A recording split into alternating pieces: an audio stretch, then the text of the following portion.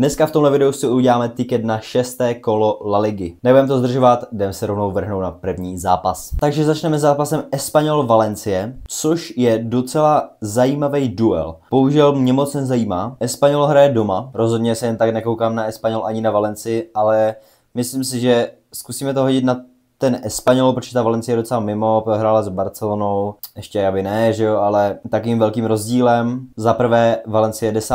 v tabulce, Espanyol je 4. v tabulce, to znamená, že to hodíme hrdě a jistě na Espanyol. Bilbao proti Gironě. Girona je totálně odevzdaná, je na posledním místě, Bilbao je docela v klidu. Bilbao je 7. Girona je poslední, to znamená, že to rovnou hodíme na Athletic Club Bilbao. Další zápas máme tady Real Madrid a Levante. Real Madrid je venku, ale tohle je jasný win pro Real Madrid. Kurz 1,30, to jako není nic moc. Další zápas tady máme Sevilla proti Villarealu. Sledil bych na Villarreal, protože Villarreal je určitě přesvědčivější tým než Sevilla, takže rovnou bych to hodil na Villarreal. Getafe proti Alavéši. Za mě Getafe to ubetonuje. Sice Alavés porazil Bilbao 2 kola zpátky, ale myslím si, že si to ten Getafe nějak ukope. Sociedad a Mallorca. Tady to je těžký.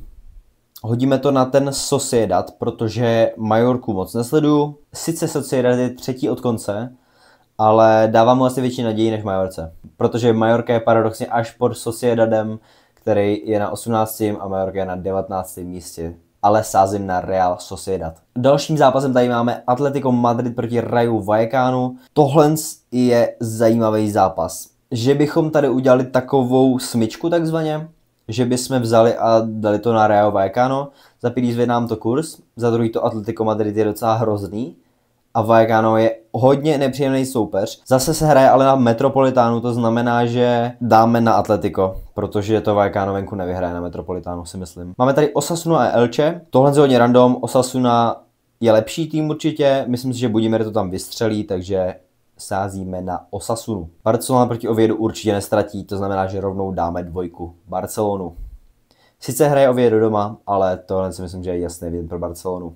Když si to úplně všechno shrneme, tak Espanyol porazí Valencii, Bilbao porazí Gironu, Real Madrid porazí Levante, Villarreal porazí Sevillu, Getafe porazí Deportivo Alavés, Real Sociedad porazí Mallorcu, Atletico Madrid porazí Rayo Vallecano, Osasuna porazí Elche a Barcelona porazí venku Oviedo. Konečný kurz máme teda 163, oproti sázce na 5. kolo na Premier League je to dost velký hovno, ale zkusíme tam hodit 20 korun. Můžeme teda vyhrát až 3260 korun, takže to tam rovnou nahodíme a budeme doufat, že nám tahle predikce vyjde. Máme to vsazeno a my už můžeme jenom čekat na to, než se dohrajou všechny zápasy.